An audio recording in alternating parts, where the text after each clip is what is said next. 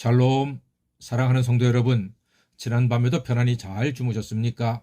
2022년 3월 16일 수요일 새 아침을 주신 하나님께 감사드립니다. 비록 일반 독감 수준이지만 하루 40만 명 이상의 확진자가 나오는 것은 결코 가벼운 일은 아닐 것입니다. 부디 오늘도 하나님의 돌보신 가운데 아침부터 밤늦게까지 안전하시고 평안하시고 건강하시고 감사와 기쁨도 충만한 은혜로운 날이 되시기를 바랍니다. 백신 맞는 분들마다 무탈하시고 마스크 잘 하시고 손 잘 씻어 건강을 지켜내는 지혜로운 성도가 되시기를 바랍니다. 오늘 아침은 누가복음 21장 20절로 38절까지 말씀을 본문으로 항상 기도하고 깨어있으라 하는 제목의 말씀을 나누겠습니다. 오늘 성경의 본문을 읽어보잖아요.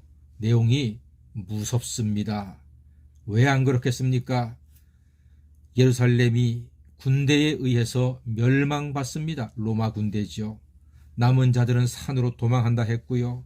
아이벤 자 젖먹이는 자에게 화가 임한다고 했습니다. 땅에는 큰 환란이 있고 이 백성에게 진노가 임한데요. 칼날에 죽임을 당하고 1월 성신의 징조가 있고 민족들이 혼란 중에 곤고하다고 했습니다. 말세의 모습입니다. 무섭습니다. 살 떨립니다. 그런데 자세히 말씀을 보면 그런 외부적 위협보다 더 무서운 것을 보게 됩니다. 22절 말씀 보니까요. 이날들은 기록된 모든 것을 이루는 징벌의 날이라고 했습니다. 무엇이 기록된 것일까요? 다른 것이 아닙니다. 우리의 죄와 부끄러움이 낱낱이 기록된 것을 말하는 것입니다. 그것이 우리를 더 두렵게 합니다. 만약 하나님의 심판대 앞에서 우리의 모든 죄악이 그대로 상영된다면, 다 드러난다면 우리가 어떻게 그 순간을 견딜 수가 있겠습니까? 이것이 재난과 핍박보다 더 두려운 이유입니다. 여기서 자유로울 사람이 있겠습니까? 아마 단 한 명도 없을 것입니다. 심판의 날이 오는 것은 모든 사람에게 두려움입니다. 하지만 이야기는 여기서 끝나는 것이 아니죠. 본격적인 이야기가 드디어 시작됩니다. 분명한 것은 예수님께서 구름 타고 하늘로 가셨는데 그와 같은 모습으로 다시 오신다고 했습니다. 27절 말씀 보니까 그때의 사람들이 인자가 구름을 타고 능력과 큰 영광으로 오는 것을 보리라 했습니다. 예수님은 이 세상을 통치하시고 회복하시려고 영원한 기쁨을 주시기 위하여 다시 오실 것입니다. 반드시 오실 것입니다. 예수님의 재림이 분명히 심판주로 오시기에 두렵지만 사실은 결코 두려운 것은 아닙니다. 왜냐하면 28절 말씀 보니까 이런 일이 되기를 시작하거든 일어난 머리를 들라 너희 속량이 가까웠느니라 하시더라 했습니다.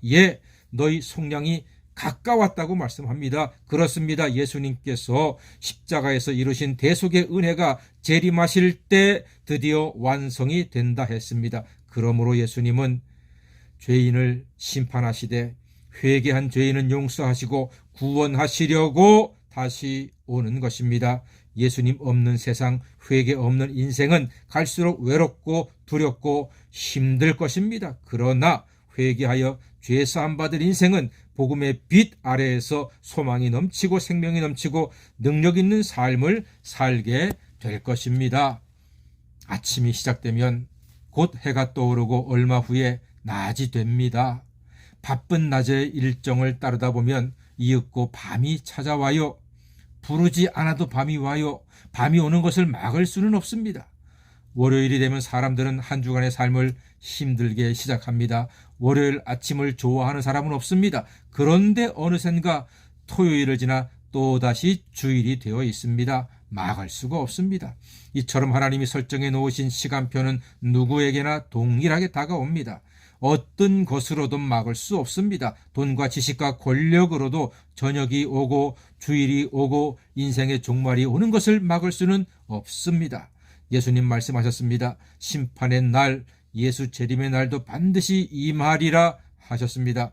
말세의 징조에 따라 예수님은 반드시 재림하시고 우리 인생을 심판하시고 판단하실 것입니다. 예수님의 말씀은 공연불이 아닙니다. 33절 말씀 보니까 천지는 없어지겠으나 내 말은 없어지지 아니하리라 선포하셨습니다.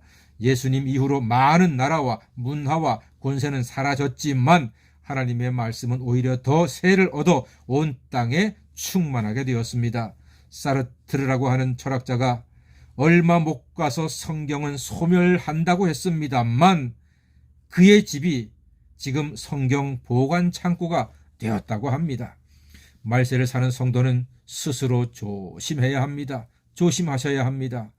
34절 말씀 보니까 너희는 스스로 조심하라. 그렇지 않으면 방탕과 술 취함과 생활의 염려로 마음이 둔하여지고 뜻밖의 그날이 덫과 같이 너희에게 임하리라 하셨습니다. 방탕과 술 취함과 염려로 마음이 둔해지지 않도록 스스로 조심하셔야 합니다. 성령께서 주권적 은혜로 우리에게 분별력을 강하게 주시기를 간절히 소망합니다. 여러분 조심하셔야죠. 운전하실 때 조심하십시오. 방어 운전하십시오. 화내지 마십시오. 누가 추월해도 참으세요. 누가 끼어들어도 참으세요. 조심하는 게 좋습니다. 관계도 조심하셔야 합니다. 인생에 살면서 염려 말고 하나님께 맡기세요. 기도할 때는 감사로 기도하세요. 또 술 취함은 주의하라고 성경이 분명히 말씀합니다. 잠시의 고통을 술로 망각할 수 있으나 깨어나면 더 괴롭다고 합니다. 오직 우리는 성령의 취함이 합당할 줄로 믿습니다. 말세의 성도는 영적인 삶에 초점을 두어야 합니다. 36절 말씀 보니까요. 이러므로 너희는 장차 올 이 모든 일을 능히 피하고 인자 앞에 서도록 항상 기도하며 깨어 있으라 말씀합니다. 재림의 심판날 예수 앞에 서기 위하여 우리는 두 가지를 이 시간 기억하셔야 합니다. 먼저 항상 기도하라고 했습니다. 모든 것을 당연히 받지 마세요. 감사로 받으시고 감사로 기도하세요. 모든 일을 기도로 시작하시고 기도로 마무리하시기 바랍니다. 하나님께서 지켜주실 것입니다. 반드시 우리와 함께 하실 것입니다. 기도하면 내가 하는 것이 아니라 하나님이 해주십니다. 하지만 내가 하니까 너무나 힘들고 고통스럽습니다. 기도하세요. 기도하기를 잊지 마십시오. 또한 깨어있으라고 말합니다. 영적으로 잠들잖아요. 마귀가 우리의 것을 빼앗아 버린다니까요. 썩어도 모른다니까요. 깨어 있어야지만 지키는 것입니다. 잠을 안 자는 것이 아닙니다.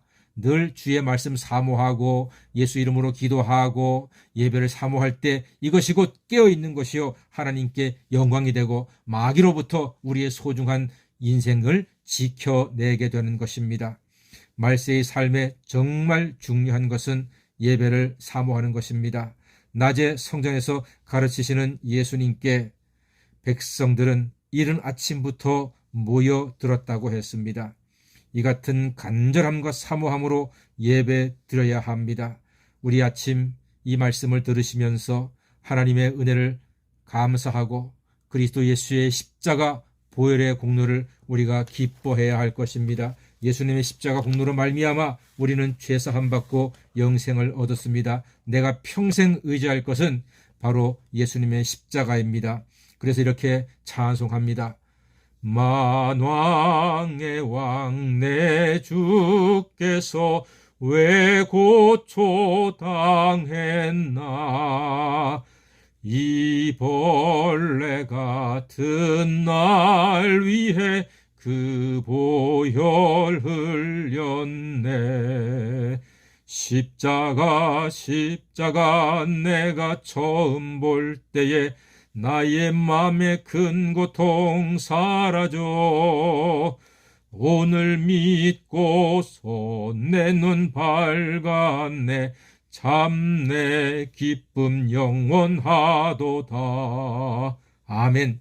사랑하는 여러분, 예배와 말씀과 기도를 사모하는 그 간절함으로 재림과 심판에 예수님을 기다리시고 그러므로 말미암아 주님 재림하시는 그날, 승리의 그날, 구원의 기쁨을 함께 영원토록 누리시는 우리 모든 믿음의 가족이 되시기를 주님의 이름으로 간절히 축원합니다. 아멘.